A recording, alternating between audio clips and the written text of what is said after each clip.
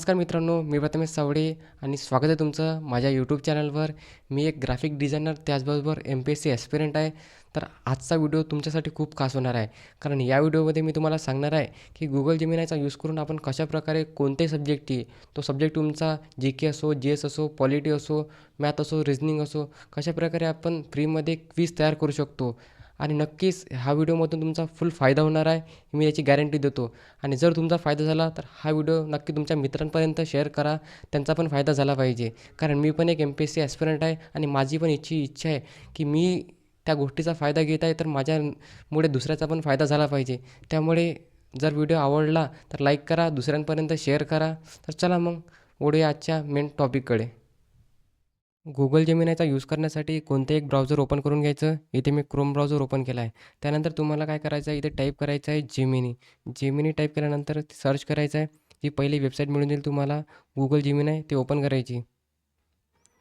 Open केल्यानंतर आपल्याला अशा प्रकारे Google जेमिनाय वेबसाईटचं इंटरफेस दिसते.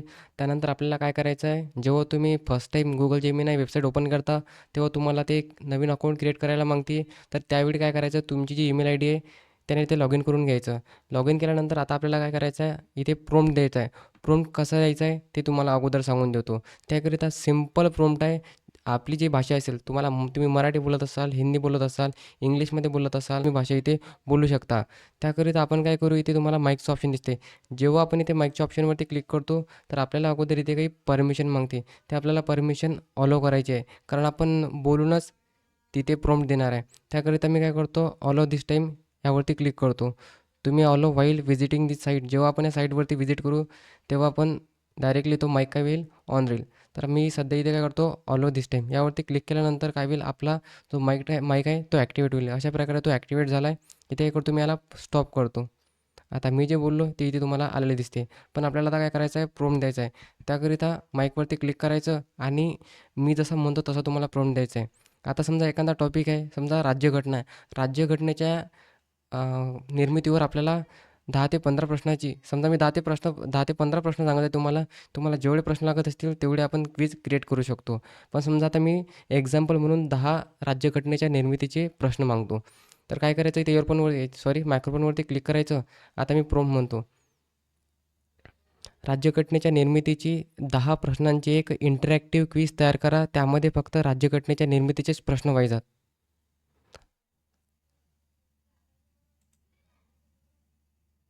आणि त्यानंतर इथे काय करायचं, स्टॉप या बटनवरती क्लिक करायचं. जर मी समजा आता स्टॉपवरती ते बोललो असतो तर त्यामध्ये गेलं असतं, त्यामुळे मी म्हटलं नाही.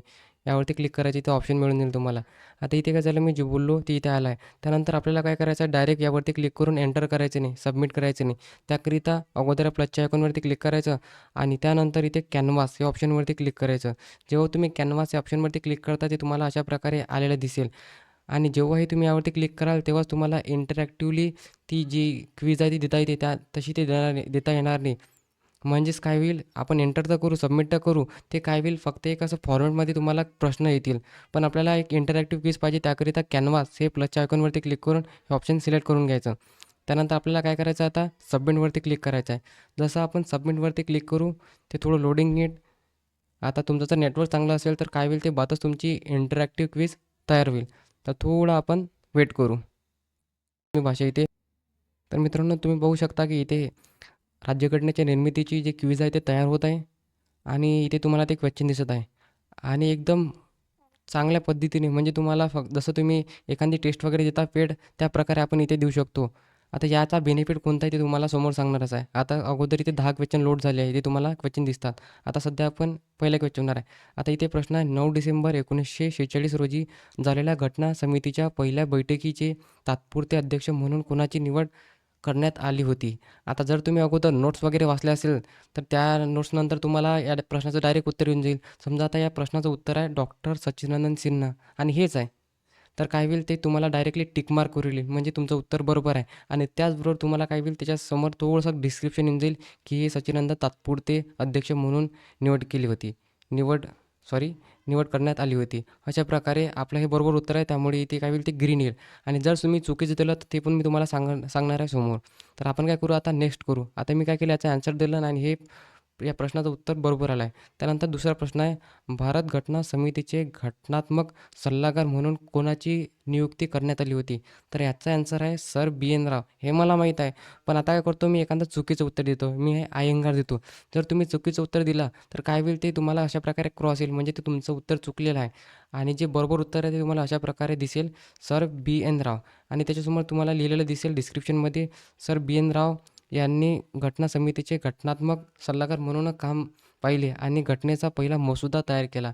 त्याच्याचबरोबर तुम्हाला या प्रश्नाच्या रिलेटेड माहिती मिळतेच, पण ॲडिशनल माहिती पण मिळून जाईल आणि जे आपण उत्तर चुकीचं दिलं त्याच्या रिलेटेड पण आपल्याला इन्फॉर्मेशन मिळते. जसं एच.व्ही.आर. अय्यंगार हे घटना समितीचे सचिव होते.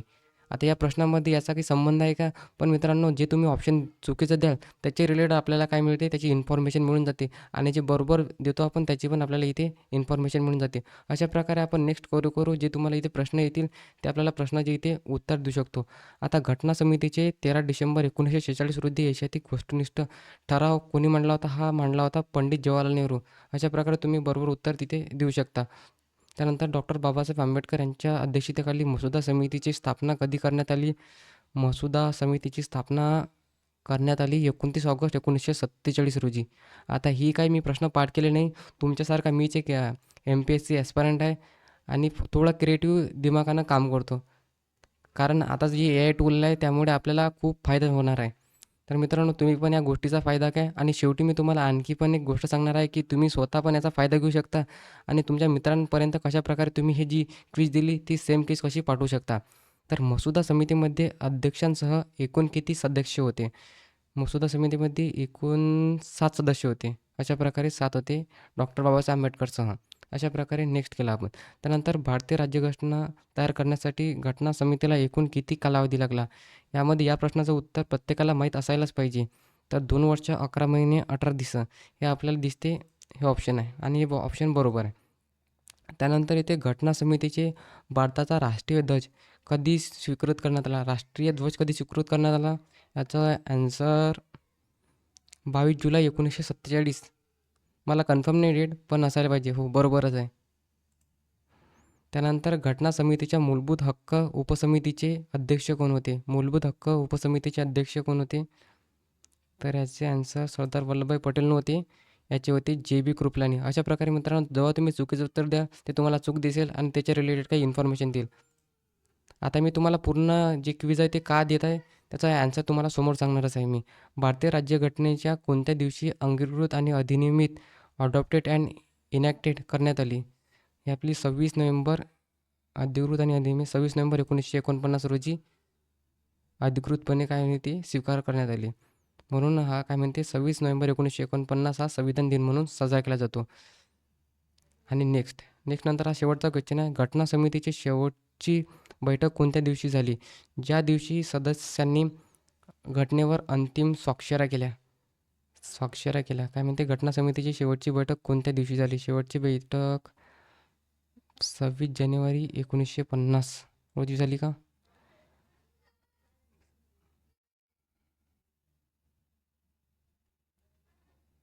26 जानेवारी 1950 नाही, चुकीचं आहे. 14 जानेवारी 1950 याचं उत्तर आहे. अशा प्रकारे मित्रांनो मी काय केली पूर्ण क्विज दिली आणि त्याचबरोबर मला त्या प्रश्नाच्या रिलेटेड ॲडिशनल इन्फॉर्मेशन पण माहीत पडली. आता मी काय करतो इथे डन करतो. जेव्हा मी डन करेल तर माझा इथे काय स्कोर दिसेल. इथे मला 10 पैकी 7 मार्क मिळाले आहेत आणि त्याचबरोबर तुम्हाला इथे प्रोग्रेस ट्रॅकर पण मिळून जाईल, की तुम्ही तुमची स्ट्रेंथ कशामध्ये आहे, कोणत्या गोष्टीमध्ये तुम्हाला फोकस करावं लागेल. यामध्ये दिसत आहे की घटनात्मक सल्लागार आणि अधिकारी यामध्ये यांचे घटनाची समितीचे सल्लागार होते. हे तुम्हाला सांगणार आहे की कशाप्रकारे कोणत्या टॉपिकवर तुम्हाला आता फोकस करायचा आहे आणि त्याचबरोबर रिवाईज वगैरे करायचं असेल तर इथं फ्लॅश कार्ड मिळून जाईल. त्यानंतर जर तुम्हाला रिव्ह्यू करायचं असेल तर रिव्ह्यू या ऑप्शनवरती क्लिक करून आपण ते परत जी टेस्ट आहे ती आपण रिव्ह्यू करू शकतो. आता मी काय करतो या टेस्टला इथून रिव्ह्यू नाही करायची आहे, कट केली. कट करून जर तुम्हाला परत ओपन करायची असेल तशा प्रकारे आपण त्याला ओपन पण परत करू शकतो. आता याला करतो मी नेक्स्ट करतो आणि परत आणखी तुम्हाला काही सांगायचं आहे मला. अशा प्रकारे आपण आपला प्रोग्रेस ट्रॅकर पण पाहू शकतो. आणि त्याचबरोबर मित्रांनो जर तुम्हाला आणखी टेस्ट द्यायची आहे आणि आता प्रश्नाची संख्या वाढवायची आहे तर काय करायचं इथे खाली ऑप्शन मिळून जाईल. थोडं स्क्रोल करायचं, टेक अनदर क्विज या ऑप्शनवरती केल्यानंतर तुम्हाला ग्रोथ एरिया फोकस करायचा आहे ग्रोथ एरियावरती. अशा प्रकारे तुम्ही ऑल टॉपिक्स किंवा ग्रोथ एरिया यावरती ऑप्शनवरती आपण क्लिक करू शकतो. त्यानंतर आपल्याला किती प्रश्न पाहिजेत ते आपण कस्टमवरती क्लिक करून 10, 15, 20, 30, 50 आता एंटर नंबर अप टू 50 50पर्यंत तुम्ही नंबर टाकू शकता. आणि त्यानंतर डिफिकल्टी लेवल तुम्हाला सोपं पाहिजे असतील, अशा प्रकारचेच पाहिजे असेल आणि किंवा कठीण पाहिजे असेल तर आपण इथून हे ऑप्शन सिलेक्ट करू शकतो. त्यानंतर ॲड क्वेश्चनवरती क्लिक केल्यानंतर परत काय होईल ते क्विज तुम्हाला देता येईल. अशा प्रकारे मित्रांनो, जर तुम्ही समजा एखादं पुस्तक वाचत असाल, पुस्तक वाचल्यानंतर जर तुम्हाला रिकॉल करायचं असेल, रिवाईज करायचं असेल की खरंच माझा या टॉपिकवरती पूर्ण अभ्यास झाला आहे का? त्याकरिता आपण Google Geminiचा फ्रीमध्ये यूज करून पूर्ण त्या विषयावरती म्हणजे राज्यघटनेची आता निर्मिती आहे ना, त्यावरती पूर्ण आपण कमांड बसवू शकतो आणि त्यामुळे काय होईल आपला थोडा कॉन्फिडन्स बिल्ड होईल. म्हणजे आपल्याला एवढं नक्की कळेल की नाही आता मला परत या राज्यघटनेची निर्मिती या टॉपिक करण्याची गरज पडणार नाही. त्यानंतर मित्रांनो समजा आता तुम्ही या क्विजचा फायदा घेतला आणि हा जर फायदा तुमच्या मित्रांपर्यंत शेअर करायचा असेल, तर त्याकरिता काय करायचं इथे शेअरचं ऑप्शन दिसते. यावरती क्लिक करून आपण जे इथे क्रिएटिंग लिंक एक लिंक जनरेट होईल, त्याला काय करायचं कॉपी करायचं आणि तुमच्या मित्रापर्यंत WhatsAppच्या थ्रू आपण त्याला शेअर करू शकतो. आता मी पण एक स्टुडंट आहे, त्यामुळे माझी पण इच्छा झाली की ही सर्वांपर्यंत पोहोचलं पाहिजे, की कशाप्रकारे आपण फ्रीमध्ये Google Geminiवरून क्विज देऊ शकतो. आय होप मित्रांनो तुम्हाला समजलं असेल. आता हा फक्त एकच टॉपिक झाला. हा पण तुम्हाला समजा बाकीचे काही विषय असतील, समजा सायन्स असेल किंवा जिओग्राफी असेल, अजून अजून कोणता इतिहास वगैरे असेल, असे आपण कोणताही सब्जेक्ट इथे टाकून त्याची क्विज वगैरे देऊ शकतो. आय होप मित्रांनो तुम्हाला समजलं असेल. काही डाऊट असेल तर कमेंटमध्ये नक्की सांगा. आणि त्याचबरोबर आपण पुढच्या व्हिडिओमध्ये घेऊन येणार आहे, की आपण Google Geminiचा यूज करून एक प्रिंटेबल नोट्स कसे तयार करू शकतो. म्हणजे फक्त आपल्याला फक्त टॉपिकचं नाव टाकायचं आहे आणि ते आपल्याला प्रिंट रेडी ते वर्ड फाईल देणार आहे. त्याकरिता मित्रांनो आताच आपल्या चॅनलला सबस्क्राईब करा आणि कॉमेंटमध्ये नक्की पॉझिटिव्ह रिप्लाय द्या. त्यामुळे कसं होईल मी मोटिवेट होईल आणि तुमच्याकरिता एक चांगले कंटेंट नक्की घेऊन येईल. तर चला मग भेटूया पुढच्या व्हिडिओमध्ये.